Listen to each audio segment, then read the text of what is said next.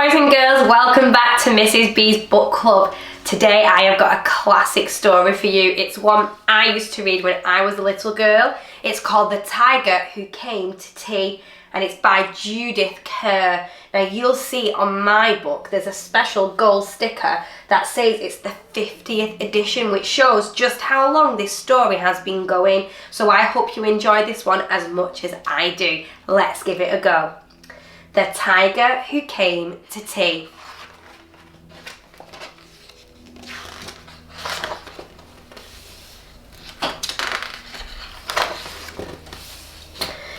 Once there was a little girl called Sophie, and she was having tea with her mummy in the kitchen. Suddenly there was a ring at the door.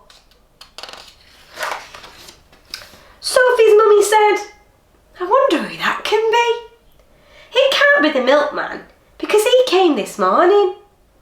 And it can't be the boy from the grocer because this isn't the day he comes. And it can't be Daddy because he's got his key.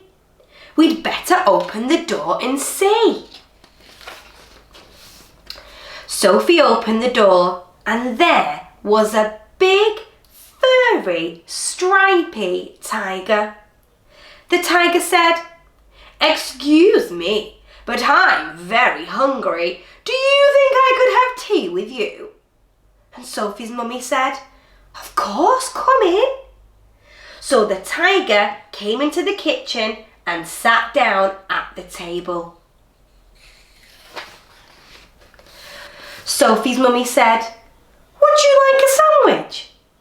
But the tiger didn't just take one sandwich. He took all the sandwiches on the plate and swallowed them in one big mouthful. And he still looked hungry. So Sophie passed him the buns. But again, the tiger didn't just eat one bun. He ate all the buns on the dish.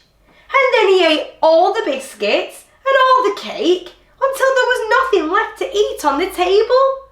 So Sophie's mummy said, "Would you like a drink?" And the tiger drank all the milk in the milk jug and all the tea in the teapot.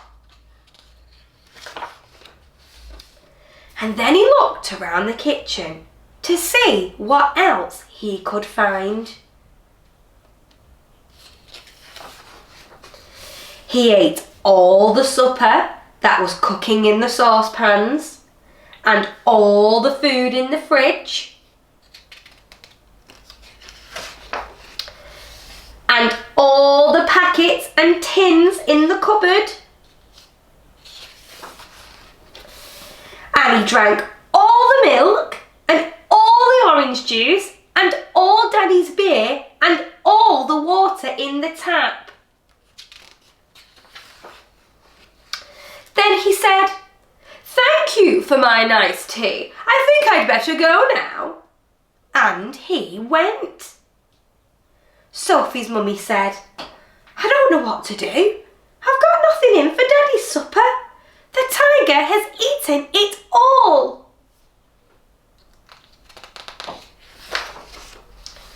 And Sophie found she couldn't have her bath because the tiger had drunk all of the water in the tap. Just then, Sophie's daddy came home.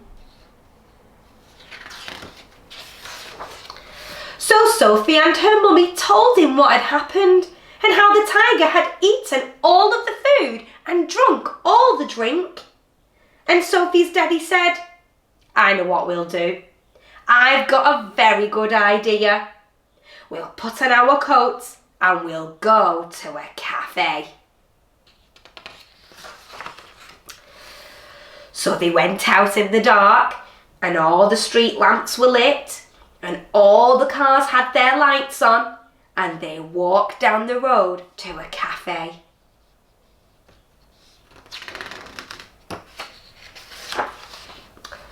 And they had a lovely supper with sausages and chips and ice cream. In the morning, Sophie and her mummy went shopping and they bought lots more things to eat. And they also bought a very big tin of tiger food. in case the tiger should come to tea again. But he never did. The end.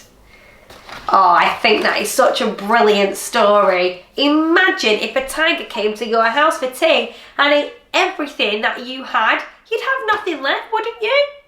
Shall we do those 3 questions to see if you can get them right? Are you ready? So question number 1 is, at the start of the story, Sophie's mummy was confused when the doorbell went ring.